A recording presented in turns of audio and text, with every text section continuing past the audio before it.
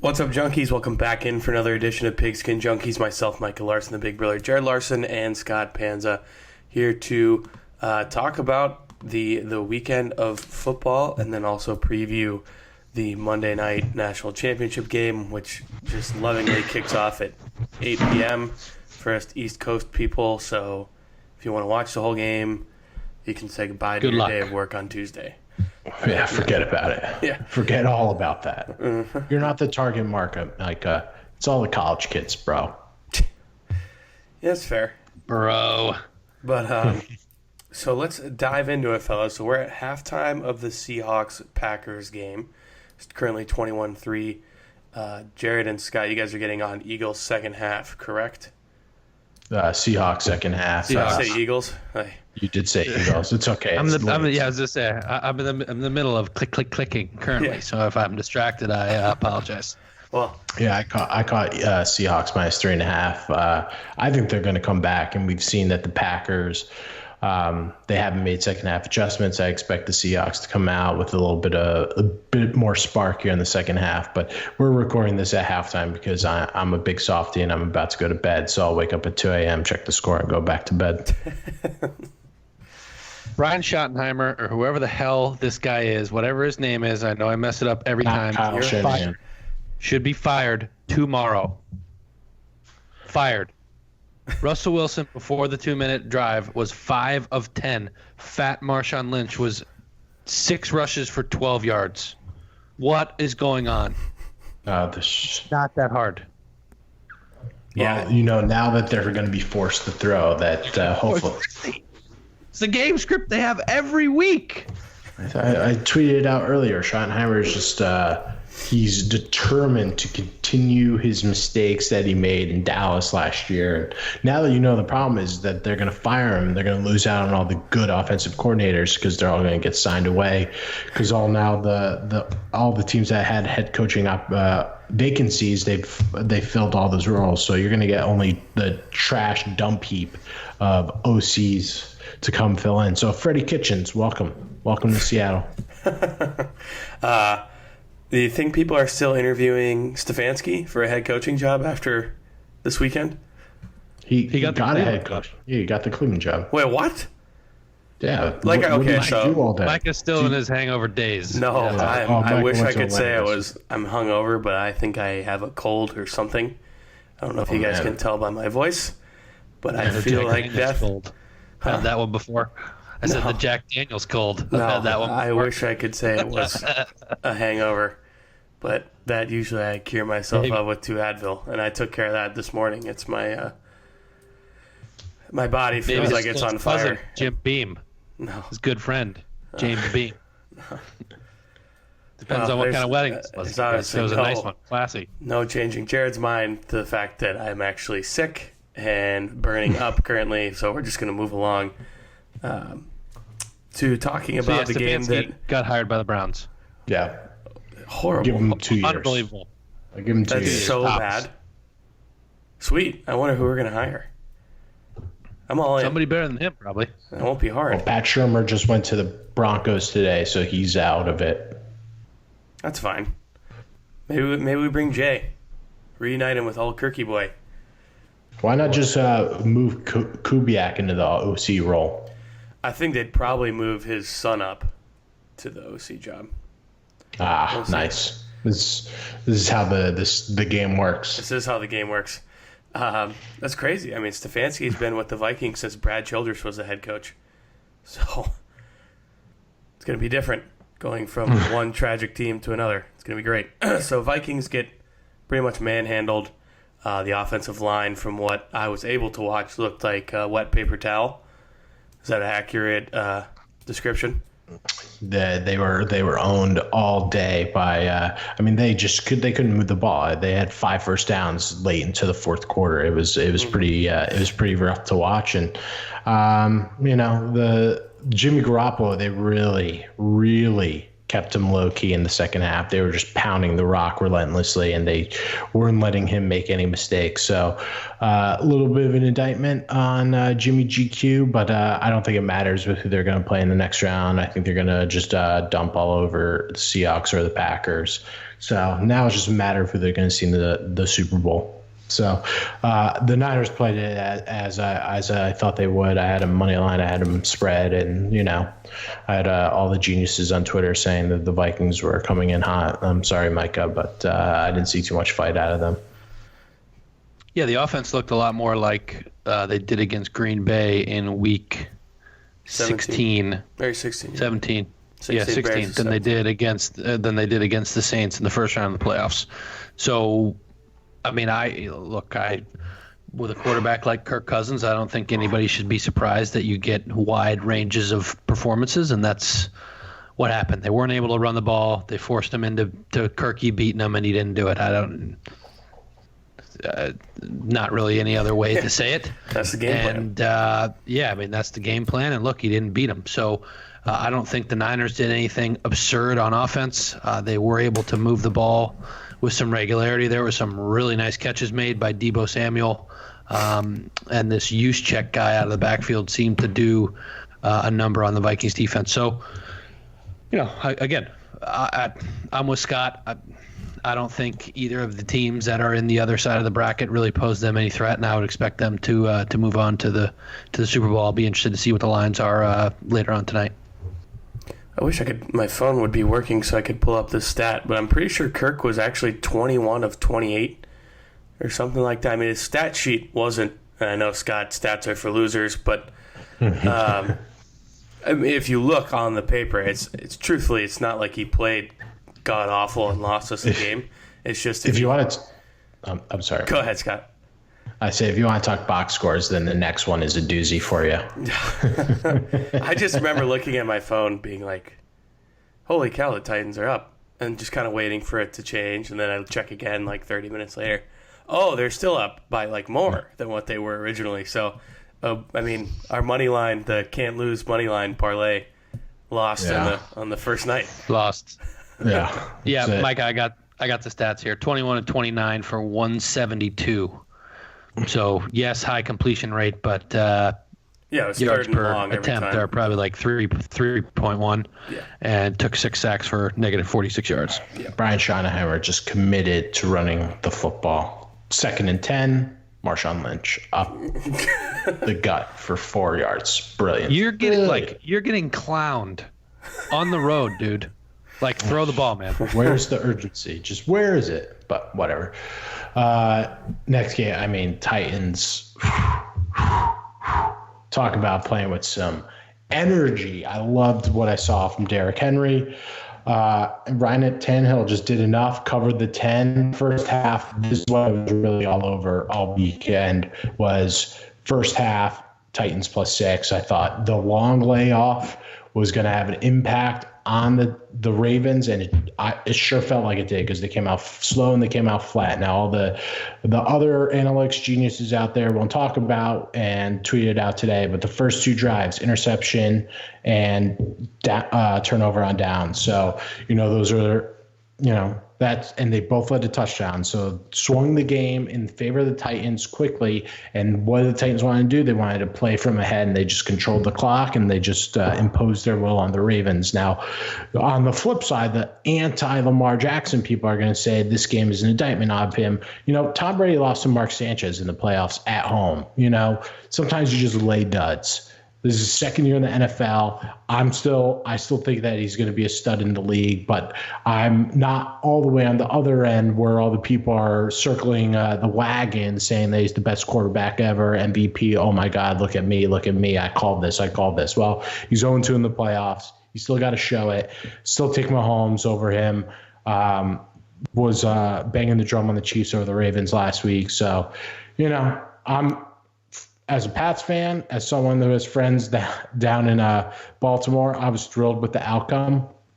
But, don't overreact too much. I mean, the Titans just had their number, and I think that it lends more credence to don't rest all your starters in Week 17 if you know you're going to have a bye. I think the Colts used to do it with Tony Dungy when he was a coach there. It's another example, and I think it's a bad move. The 1-week layoff is enough to get your guys rested. 2 weeks, I think they were flat, and that showed. And they faced the Titans team that just had a lot more energy and a lot more attitude than them last night. Yeah, I would agree with Scott. I mean, and I don't think it's resulting either. I think we said week 17, if you know you're going to have a bye, I don't see a whole lot of reason to rest your players. Like, get them out there at least for a half, get the juices flowing, get the prep time, get the routine process, whatever it is, because what amounts to 3 weeks off in the NFL really is a tough issue for a lot of teams to get that mojo back and get going. And you saw that last night with the Ravens. Titans jumped out 14-0. And look, you can complicate this a lot of different ways. Ravens turned the ball over 3 times. They didn't take it away. They didn't take it away once, and they were 0 for 4 on fourth down conversions. During the season, they were, I believe, a perfect 8 for 8 or 7 for 8 or something to that effect. So your extremely high leverage plays in a football game, which are turnovers and fourth downs, all went against the Ravens. I don't know what it is with this Titans defense, but they stonewalled the Patriots in those short yardage and goal line situations, and they did it again last night against the Ravens. So very, very impressive. I can't wait to see them with that short yardage defense next week against the Chiefs, because it's going to be strength on strength, offense versus defense. So, I mean, look, if this team gets up and can just turn around and hand it to Derrick Henry, that is a significant chart or flow advantage to a football game. So, they kind of punched him in the mouth, and the Ravens weren't able to respond. And candidly, I was surprised they only scored 12 points. I think that's kind of where I would side with Scott, where obviously Lamar Jackson didn't have his best game. I'm not ready to say that he stinks or they stink. I think they'll win a ton of games again next year. But it's going to be very difficult to win in playoff games when you turn it over 3 times, you don't take it away, and you go 0 for 4 on fourth down. It's true. That is true. Well, I think to Scott's point, too, when you get behind the 8 ball and you get one-dimensional, it can be very difficult. Start pressing a little bit. Yeah. Yep. It can be very, very difficult. So, just as we predicted, Baltimore's going home, and there was a chance that the stinking AFC Championship game was almost played in Houston. Oh, the meltdown today on Twitter when it was 24-0 that everyone had to sit through. Titans-Texans was hilarious, and then within the minutes it was 24-21 and the Chiefs were steamrolling back. And as soon as they went up at right before halftime, you just knew that game was over. So was on the Chiefs. I wasn't buying the Texans. Bill O'Brien. You know what? Everyone's making a big deal about Eric Bieniemy not getting a head coaching job. Frankly, the Texans should wax Bill O'Brien, and then there you go. Eric Bieniemy, step right in. Deshaun Watson, let's see what that offense can do. And, the defense, their defense looked like straight dookie all day today. So, very, very entertaining game. I'm thrilled to see, the Chiefs didn't blow it when the Pats opened the door for them and let the Texans come on in, and now they get a home game in the AFC Championship, and we can stop torturing Chiefs fans. But I'll definitely be pulling and buying the Titans for next week. It looks like the spread's going to open around 8 or 9. I'll probably start at a little taste and then to dive a little bit more into that game. Yeah, look, if Bill O'Brien should be fired, you get 24-0 on the road like that, literally handed the game on a platter, and that defense could not stop a and nosebleed. Lose by 20. Not only and that, get boat lose raced by 20. Spotted 24, give up 41 unanswered, and then just get boat raced out of there.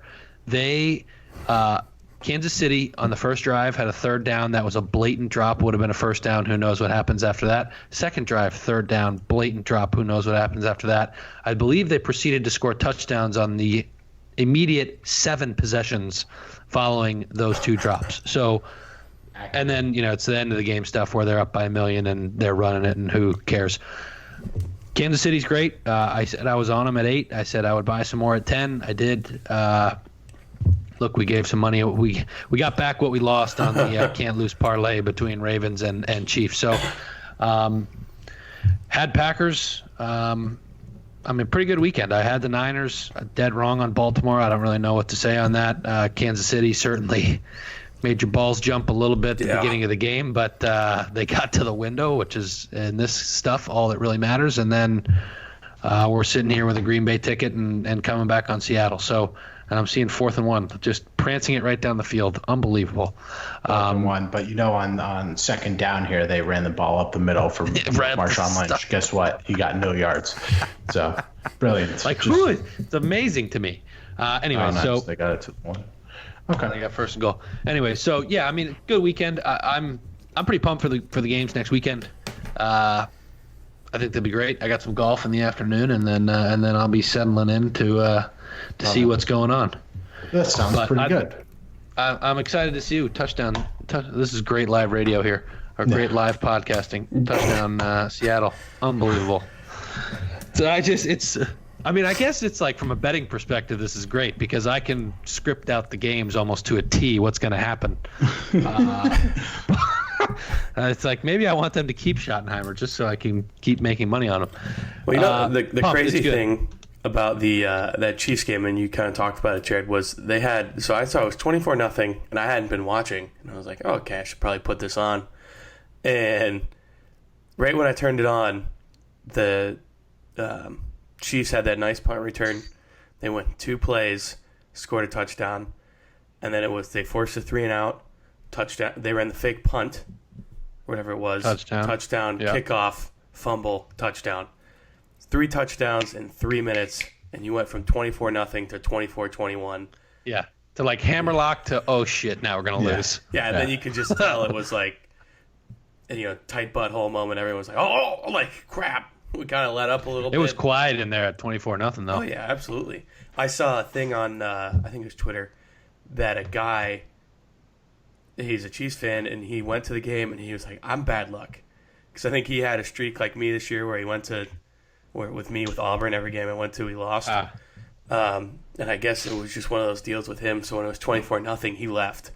He's like, this is on me. I'm bad luck. Oh, he left. No way. And then they went on to do all that. So I don't think that guy's ever going to a Chiefs game ever again. Don't do it. If that happened to me, he can bet I would never step foot in U.S. Bank Stadium ever again.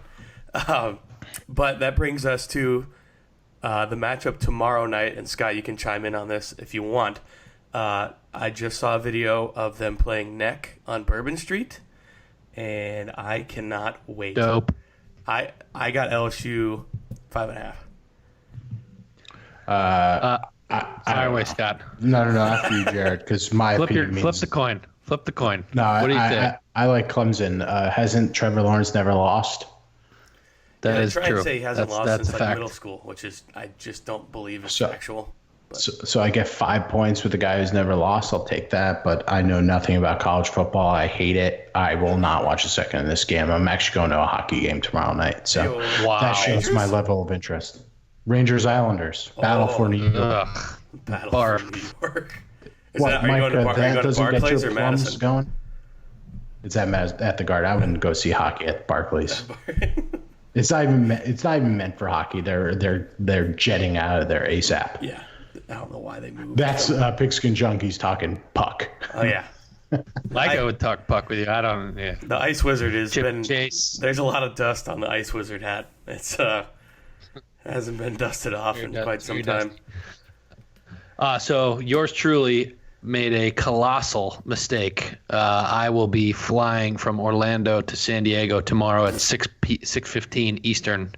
So I'm really, really hoping that they have live TV on Alaska Airways, whatever the heck they're called, so that I can watch the game. Otherwise, I'll be catching the second half at like some airport bar, sprinting off the plane to see the second half. Tampa? No, from Orlando. Alaska has? Alaska, straight shot out there. What bang? Well, I was going to fly Southwest, but then Boeing and the 8 Max and anyways, this is not an aviation podcast. So the complicated way of saying I will not be seeing the first part. I am on Clemson. Nobody loves this LSU swagger more than I do. I just think this is too many points. I think this is a coin flip game. I really could see it going either way.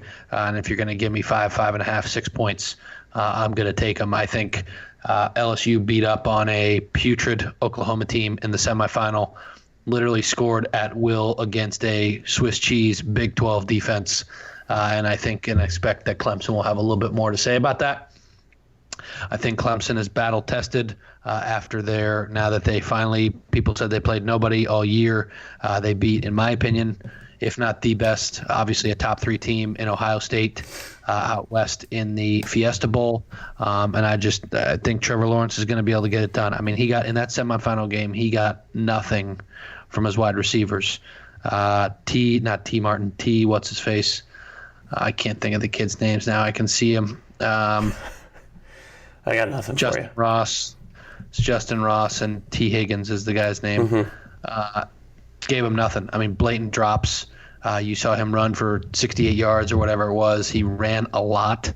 That does concern me. I think if he has to run the ball a lot, LSU's probably going to be able to knock him out of the game with some of the good dudes that they got on defense. So, again, I view this as a coin flip game, and you're going to give me 5.5 points or plus 85 cents on the get back with the money line, then that's where I'm going to be. If either team wins this game, I am not going to be surprised. Very bluntly, I'm pissed that I'm going to be missing it because I think it's going to be great. And we got, the good news is we got the 2 best teams in the title game this year. So it's going to be jumping in there. I mean, New Orleans, just about an hour down the road from the Red Stick, so it's going to be bumping in there. They're definitely going to have a little bit of a home field advantage. But, they played Alabama in the same stadium for the title, and they lost, what was that, 5 years ago, 6 years ago? They all kind of run together. But I think that's being overplayed in terms of an advantage. You hear it all the time from these players. Once the whistle blows, it's the same white lines. So maybe give them a 0.5 point, but again, I can't get to the 5.5. Yeah, I mean, my rebuttal to that would be just remember who they had at quarterback that year when they played Alabama, and the fact, Jefferson. Just something Jefferson. Yeah.